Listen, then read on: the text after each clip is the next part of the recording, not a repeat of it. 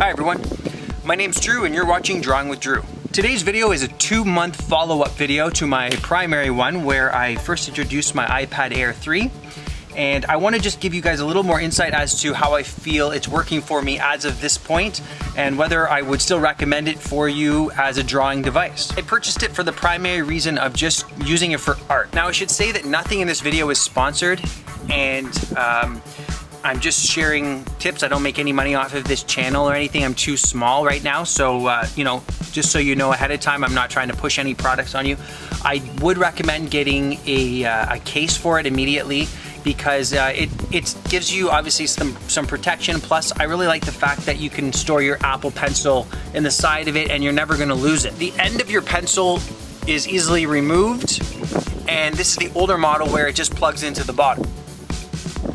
It takes approximately 15 minutes for it to charge from 0 to 100%, and you can get easily, I wanna say 3 days worth of drawing on one charge. I'm still extremely impressed with the laminated screen display. There's no problem with a gap between the pencil and the screen in which you're drawing on. You know, there's no parallax there, so you don't have to worry about that, you know, where your cursor might not exactly line up. You don't notice it at all with this device.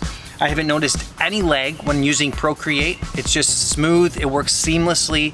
And I would highly recommend this iPad over the iPad Pro if money is a big determining factor for you. As I mentioned before, this iPad Air 3 is actually slimmer than all the other models of iPads, which means that there's less distance between the table and your hand when you're drawing. And if you have it in a case, it will obviously make it a little bit higher, but there's no issue for me when I've been drawing with it while watching TV. It feels very natural and there's no issue with it getting in the way. The Fingerprint tactical button is nice, it works well, simple, and I can't say enough good things about the Procreate app. I've been using this app for every single drawing that I've been making for the last month or last 2 months and posting them on my Instagram account. It's really easy to do that. Simply add a new picture, do your doodle, head over to share, choose JPEG, and all you have to do is select Instagram and it'll post there immediately. The camera is not amazing, as you've probably already heard and read about, but it is more than suffice if you want to take pictures of some things that you've been working on and then turn them digital. That's what I've been doing with it, and it works totally fine. The sound is great. I don't know what people are complaining about. I guess it's just that it's only coming from one direction, but it sounds fine. And it has the headphone jack, so if you're listening to music while you're doing some artwork or you have it plugged into an external speaker system, that works really well. Now I'm gonna just give you a quick demonstration of how responsive the pen is with the iPad Air 3, because it doesn't have the 120 hertz display. To me, it doesn't affect any sort of, you know, fluidity of the drawing experience. It's still by far the best experience I've had. And again, I've had both UG monitors, the 1910B and the 2150. Both are expensive systems, and I've had the Microsoft Surface, the very first one, which has Wacom technology in it, and I still have the Wacom in 203. This is by far the best that I've used so far. The iPad has a 10.5-inch screen display, and that is more than enough real estate for me and probably for most people when drawing.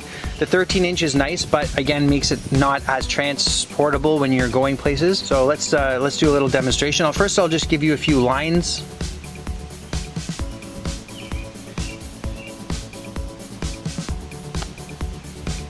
And this is using the Procreate Studio pen. I like this pen because it kind of corrects some of your lines. It doesn't leave anything jittery.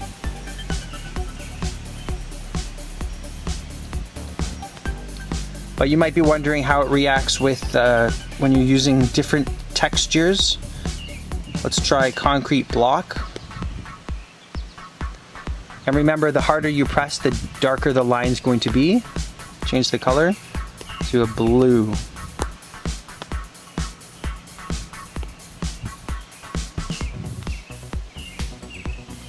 Even though that's quite a large brush stroke, it does a great job. Make the brush stroke even bigger.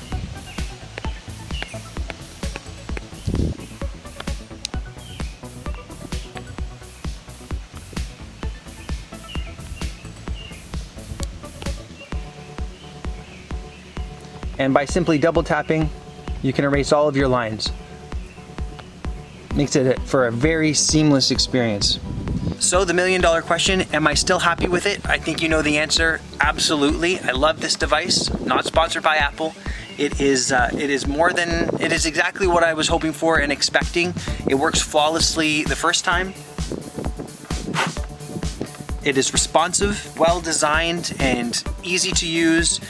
The Procreate app is a must-have, and I would give it a big 2 thumbs up. So I hope this video helped you guys. If it did, please give me a thumbs up. I really appreciate it. You can check out my Instagram account where I'm making comics every single day, just short ones that are sort of humorous about the coronavirus. And if you want to see more videos about the iPad Air 3, stay tuned because it's such a nice day out here. I am going to be filming a few more right after this one. Thanks for watching.